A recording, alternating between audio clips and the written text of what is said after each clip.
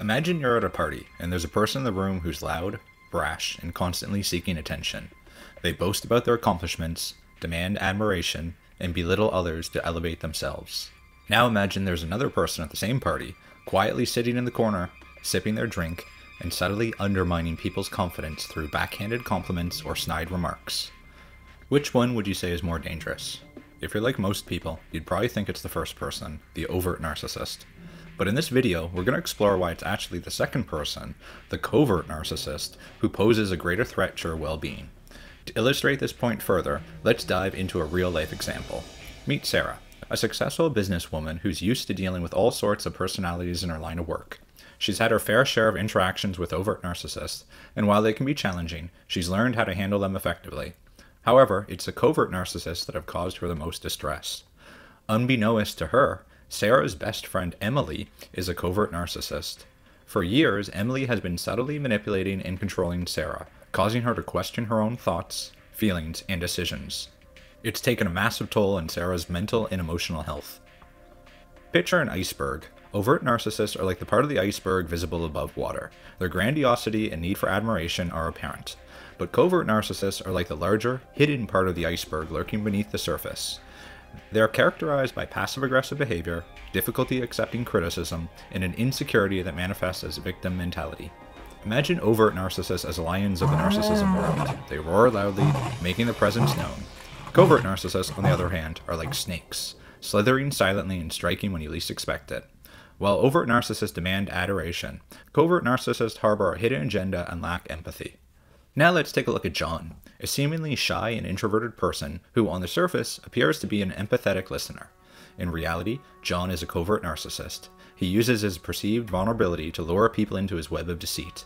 Once he gains their trust, he manipulates them for his own gain, leaving a trail of broken relationships in his wake. Think of your relationship with a covert narcissist as a spider's web. Once you're caught in their web of emotional manipulation, it's tough to break free. They use tactics like gaslighting, triangulation, and blame shifting to keep you off balance. Imagine you're a puppet and the covert narcissist is the puppeteer, pulling your strings and controlling your emotions. For example, consider the story of Lisa and her husband Tom, a covert narcissist. Tom would often forget important events or conversations, making Lisa feel like she was losing her mind. He'd also pit Lisa against her own friends, creating unnecessary drama and forcing her to rely on him even more. Their toxic communication patterns, like the silent treatment and passive-aggressive comments, can slowly erode your self-esteem. It's like being trapped in a never-ending maze where every turn leads to more confusion and self-doubt. In another example, think of Jenny and her mother, a covert narcissist. Jenny's mother would constantly give her backhanded compliments, making Jenny question her worth and abilities. For instance, when Jenny won an art competition, her mother said, "Well, you won, but I guess there wasn't much competition this time, huh?" These subtle put-downs eroded Jenny's self-confidence. As a result, Jenny developed an unhealthy need for approval, seeking validation from others in every aspect of her life. When she entered college, Jenny found herself constantly seeking reassurance from her professors, friends, and even strangers. She would volunteer for extra assignments and push herself to the brink of exhaustion, all in the hopes of receiving praise. One day, Jenny's friend Emma noticed her extreme efforts and confronted her about her need for validation. Emma shared a story about her own experiences with a covert narcissist in her life, helping Jenny realize that her mother's behavior was not normal. Together, they researched covert narcissism and began to understand the impact it had on Jenny's life. Recognizing the source of her need for approval, Jenny started attending therapy to work through the effects of her mother's covert narcissism. Through therapy, she began to recognize her own worth and learned how to find validation from within. In time, Jenny became more self-assured and no longer sought approval from others at the expense of her well-being. This transformation was evident when Jenny's art was showcased in a gallery. Despite her mother's backhanded comment, "Your art is interesting, but I'm surprised they chose yours over so many others," Jenny was able to brush it off and feel proud of her accomplishments. She had learned to separate her mother's covert narcissistic behavior from her own self-worth and no longer allowed it to control her life. The long-term effects of covert narcissists can be devastating. Imagine carrying a heavy backpack filled with rocks. That's what it feels like to bear the weight of low self-esteem, trust issues, anxiety, and depression after being in a relationship with a covert narcissist. Covert narcissism in the workplace.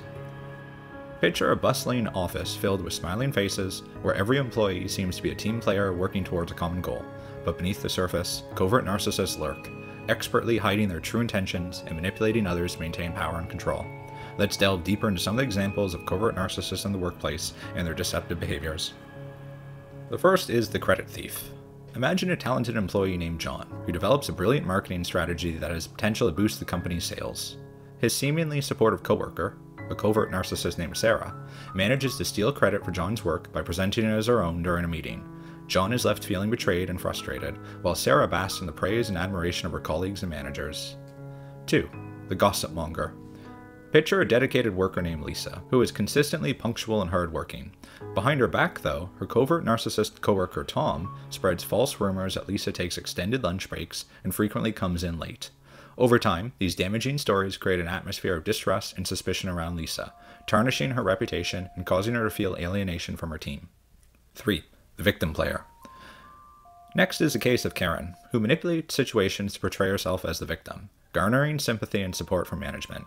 For example, Karen might complain that she is constantly overwhelmed by her workload, insinuating that her colleagues are not pulling their weight.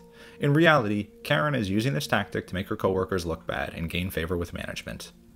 Number 4. The saboteur. Think of a talented project manager named Alex, who is consistently undermined by his covert narcissist coworker Jessica.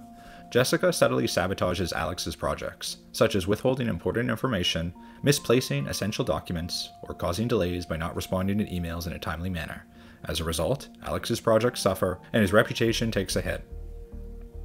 5. The passive-aggressive communicator. Envision an employee named Hannah, who is frequently on the receiving end of passive-aggressive comments from her coworker, Ryan. Ryan makes veiled insults or sarcastic remarks that leave Hannah feeling hurt and confused, but aren't overly hostile, making it difficult for her to address the issue with management. Ryan will say, "Oh, I'm just joking. Don't take it so seriously. You're overreacting." Management doesn't seem to care, and they downplay the scenario altogether. Hannah is left wondering what to do. The overpromiser. Picture a smooth-talking sales representative named Kevin, who makes grand promises to clients, only to later blame his coworkers when he fails to deliver. Kevin maintains his image as a top performer, while his colleagues take the fall for his shortcomings. The expert evader. Finally, consider a covert narcissist named Daniel, who dodges responsibility at every turn. When a project he is involved in encounters problems, Daniel quickly finds scapegoats, makes excuses, or deflects blame onto others. Despite his lack of accountability, Daniel manages to appear helpful and cooperative to his colleagues and supervisors. If you suspect that a coworker is a covert narcissist, it's essential to gather evidence of their manipulation tactics and approach your manager or HR department with your concerns. Remember that confronting a covert narcissist directly may not yield positive results, as they are skilled at evading responsibility and shifting blame onto others. As such, you should keep excellent records that document time, location, and the activity that took place, so that when the narcissist tries to gaslight you about the details, you have a clear record of what happened as proof. A simple Google spreadsheet that indicates the key details does well for this. Identifying covert narcissists and protecting yourself. To protect yourself, it's essential to recognize the red flags. Covert narcissists are like chameleons, changing their behavior and stories to blend in and avoid detection. Their lack of empathy and emotional depth can be a telltale sign. For example, if you notice that someone you know consistently demonstrates inconsistent behavior or seems to lack genuine emotional responses, it might be a sign that they're a covert narcissist. Establishing boundaries is crucial.